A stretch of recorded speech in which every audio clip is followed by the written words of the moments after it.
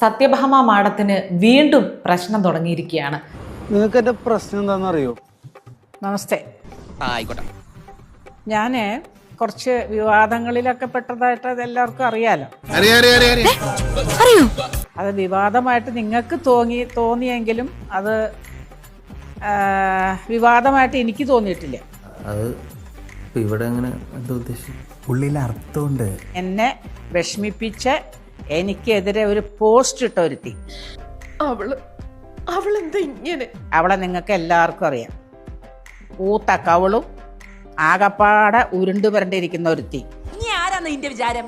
നീ എന്നെ പറ്റി എന്താ വിചാരിച്ചു വെച്ചിരിക്കുന്നത്? ഇതുവരെ നീ മര്യാദയ്ക്ക് കണ്ണാടിയിൽ നോക്കിയിട്ടുണ്ടോ? ഇവള് വന്നിട്ട് എന്നെ പറഞ്ഞെന്താ അറിയോ? എന്താണോ? അതായത് ഈ സ്ത്രീ, ഞാൻ പുരുഷനാന്ന് പറഞ്ഞിട്ടുണ്ട് അടി അതിന്, നീ എന്നെ സ്ത്രീ എന്ന് പറയാനായിട്ട്. നീ ആണാണോന്ന് എനിക്കൊരു സംശയമുണ്ട്. നീ ജനിക്കണേക്കാൾ മുമ്പ് ഞാൻ ചായം തേച്ച് ഫീൽഡിൽ ഇറങ്ങിയ ആളാണ് കേട്ടാ. അതെ അതെ, ആ മുഖത്ത് എഴുതി വെച്ചിട്ടുണ്ട്. നീ നിന്റെ അമ്മയുടെ വയറ്റിക്ക് ഉണ്ടാവണേക്കാൾ മുമ്പ് ഞാൻ ഫീൽഡിൽ ഇറങ്ങിയ ആളാണ്. ഭയങ്കരമായ ആള്. ഒരു സ്ത്രീയെ സ്ത്രീ എന്ന് വിശേഷിപ്പിക്കുന്നതിൽ എന്ത് ബുദ്ധിമുട്ടാണ് അവർ നേരിട്ടതെന്ന് എനിക്ക് മനസ്സിലാകുന്നില്ല. നിങ്ങൾ ഇങ്ങനെ ചെറുതാകാതെ, ഒന്നുമില്ലെങ്കിൽ ഇത്രയും പ്രായമെങ്കിലും ഇല്ല. ഒരു മാതൃഭാവം ഒന്നും നിങ്ങളിൽ നിന്ന് പ്രതീക്ഷിക്കുന്നില്ല. എങ്കിലും മറ്റുള്ളവരോട് സംസാരിക്കുമ്പോൾ കുറച്ചൊരു വിവേകം കാണിക്കണ്ടേ? എന്താ അസുഖം ചോദിച്ചാ എന്താ പറയാ?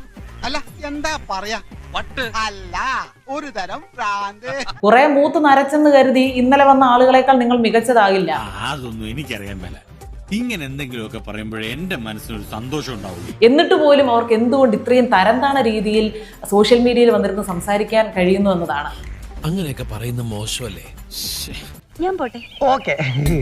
കുത്ത് ഗുമ്മാങ്കുത്ത് കുത്ത് ഗുമ്മാങ്കുത്ത്.